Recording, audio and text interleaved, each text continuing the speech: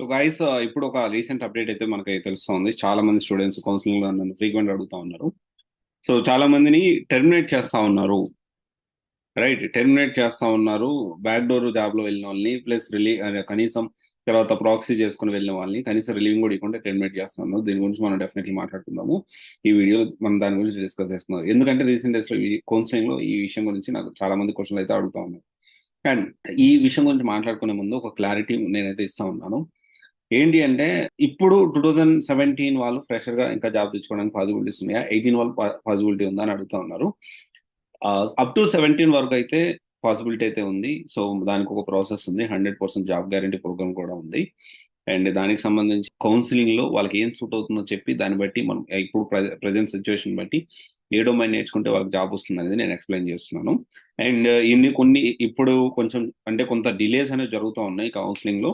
But from tomorrow onwards ఖచ్చితంగా delay అనేది లేకుండా ఎప్పటికప్పుడు మాక్సిమం 1-2 days లోనే కౌన్సిలింగ్ అనేది క్లియర్ అవుతుంది. సో జనరల్గా ఏంటంటే 1 week 10 days కూడా వెయిటింగ్ పీరియడ్ అయితే ఉండింది. బట్ రేపటి నుంచి ఆ ప్రాబ్లం అనేది సార్ట్అవుట్ చేసాము. అండ్ డెఫినెట్లీ కొంత ఎక్స్ట్రా టైమ్ ప్లస్ నేను వేరే థింగ్స్ కూడా సార్ట్అవుట్ చేసుకొని ప్లాన్ చేసుకున్నాను. అంటే ఇదైతే క్లారిటీ. అండ్ ఈ చాలా మంది ఇప్పటికి కూడా ఉద్యోగాలు పోతా ఉన్నాయి. బ్యాక్ డోర్ నుంచి ప్రాక్సీ నుంచి వెళ్ళిన వాళ్ళు మళ్ళీ బ్యాక్గ్రౌండ్ వెరిఫికేషన్ ఇచ్చి కనీసం రిలీవింగ్ లెటర్ కూడా ఇవ్వట్లేదు. సో ఇలాంటి వాళ్ళు ఏం చేయాలి? కనీసం నాకు రిలీవింగ్ లెటర్ ఇవ్వలేదు, ఫోర్స్ఫుల్ గా నన్ను కంపెనీ నుంచి రెసిగ్నేషన్ చేపించారు. బ్యాక్ డోర్ లో నుంచి నేను 3 లక్షలు కట్టి జాయిన్ అయ్యాను, లేకపోతే 4 లక్షలు కట్టి 3-4 లక్షలు కట్టి నేను జాబ్ లో జాయిన్ అయ్యాను. అండ్ ప్రాక్సీ ఒక 2 లక్షలు పెట్టి ప్రాక్సీ చేయించుకొని నేను జాయిన్ అయ్యాను.